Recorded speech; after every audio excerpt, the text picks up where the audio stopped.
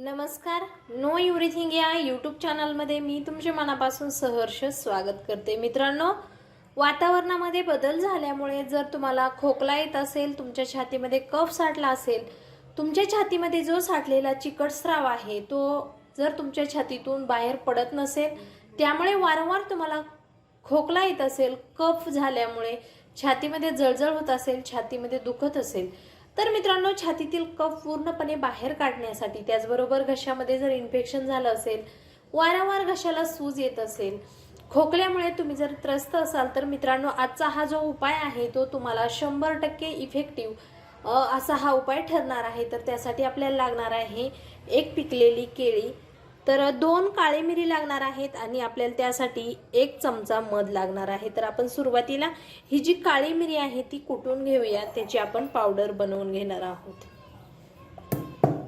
तर या ठिकाणी मी काळी मिरी कुटून घेतलेल्या आहेत.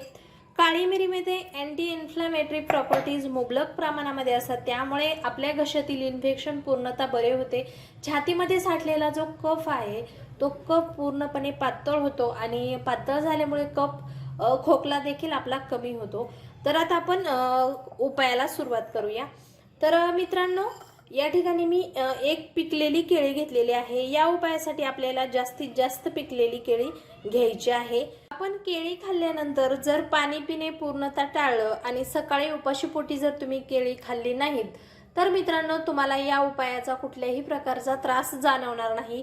उलट तुम्हाला या उपायामुळे त्वरित असा खोकल्यापासून आराम मिळणार आहे. तर या ठिकाणी मी केळीचे स्लाइस करून घेतलेले आहेत.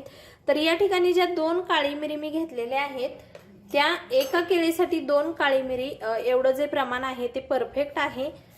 तर या ठिकाणी या स्लाइस वरती मी 2 काळी मिरीची पूड ऍड केलेली आहे.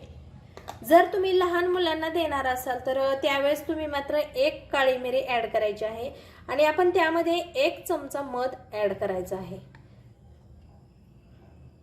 तुम्ही पाहू शकता या ठिकाणी हे जे आपलं मिश्रण आहे ते आता आपण मिक्स करून घ्यायचं आहे आणि हे तयार झालेलं जे मिश्रण आहे ते खोकल्यावरती अगदी रामबाण असं आहे. यामुळे काय होणार आहे, तुमचा जो खोकला आहे तो काही तासांमध्ये नियंत्रणात येणार आहे. मित्रांनो, हा जो उपाय आहे तो तुम्ही सलग 7 दिवस करायचा आहे. रोज म्हणजे संध्याकाळच्या वेळेमध्ये तुम्ही हा उपाय करायचा आहे. हा उपाय केल्यानंतर साधारणतः अर्धा तास तुम्ही पूर्णपणे पाणी पिणे टाळायचं आहे. जर मित्रांनो तुम्ही हा व्यवस्थितरित्या उपाय केला तर नक्कीच तुम्हाला याचा 100% इफेक्ट जाणवणार आहे. तुमचा खोकला पूर्णपणे बंद होणार आहे. मित्रांनो, हा जर उपाय तुम्हाला आवडला तर लाईक करा, शेअर करा. तसेच नो एव्हरीथिंग हा यूट्यूब चॅनल सबस्क्राईब करायला मात्र विसरू नका. आजचा व्हिडिओ पाहिल्याबद्दल धन्यवाद. पुन्हा भेटू अशाच एका व्हिडिओसोबत. तोपर्यंत धन्यवाद.